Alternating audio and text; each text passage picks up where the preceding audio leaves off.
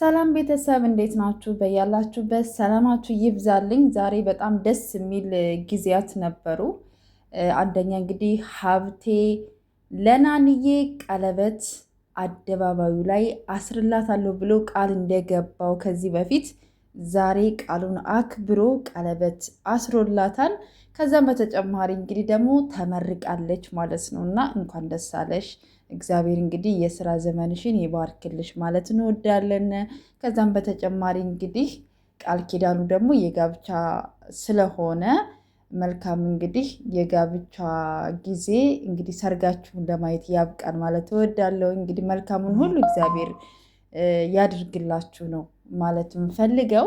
ከዛ በመቀጠል ደግሞ የቤኪ 100,000 ተከብሮለታል። እንግዲህ ጨሪቃዎች ባሉበት ሁሉ ይደምቃል ነው የምላችሁ። እንዴት እንደሚያምሩ እኮ እግዚአብሔር ከክፉ ነገር ሁሉ ይጠብቃችሁ ማለት እወዳለሁኝ።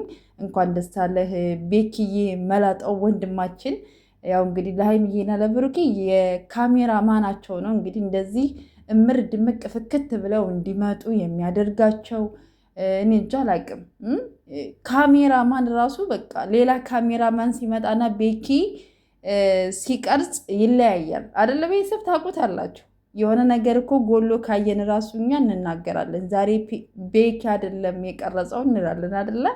ስለዚህ ቤኪም ደግሞ በጣም ጎበዝ ካሜራ ማነህና ስራህንም ጎን ለጎን ቪዲዮህን እየሰራህ ትልቅ ደረጃ ደርሰህ ለማየት ያብቃን። ለሰው ልጅ መልካም ነገር መመኘት፣ መልካም ነገር ማድረግ፣ መልካም መናገር በጣም ደስ የሚል ነገር ነው። በነገራችን ላይ አንዳንድ ጊዜ ለሰው ሊመስል ይችላል፣ ግን ይሄ ሰው ለሰው መልካም ማድረግ ወይም መናገር ወይም ማሰብ ጥቅሙ ለሰው አይደለም፣ ለራስ ነው ጥቅሙ።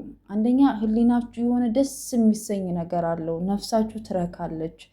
ስጋችን ራሱ የሆነ ደስታን ሲያይ እንዴት ነው በቃ ይረጋጋል አይደለ?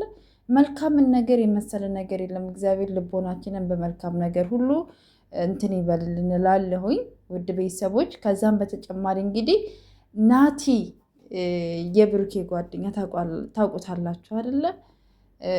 እና ቡታጀራ ገብቷል። እሱ ደግሞ ስንተኛ ደስታ መሰላችሁ? 3ኛ ደስታ ነው እንግዲህ። በጣም ደስ ይላል። የጓደኝነት ጥግ ነው አይደለም? የጓደኝነት ጥግን ያሳየው እውነት ለመናገር ዛሬ እንግዲህ የሙሽዬ ዛሬ ማርያም ነች አይደለ? ጽዋ አላት እና እንግዲህ ለዛ ፕሮግራምም ብሩኬን አክብሮት ነው የሄደውና በጣም ደስ ነው የሚለው። በዚህ ጊዜ እንደዚህ የአይነት ጓደኛ ማግኘት ማየት በጣም ደስ የሚያሰኝ ነገር ነው እና እግዚአብሔር እንግዲህ ጓደኝነታችሁን፣ ቤተሰባዊነታችሁን፣ ፍቅራችሁን እግዚአብሔር ይባርክላችሁ ነው ማለት እንፈልገው። ጨሪቃዎች እንግዲህ ነገ እንግዲህ ያው ከዛች ልጅ ጋር እንግዲህ ያለው ነገር እንግዲህ መልካም እንደሚሆን ተስፋ አድርጋለሁ። ዛሬ ደግሞ እንዴት ስትፎክር እንደነበር አይታችኋል።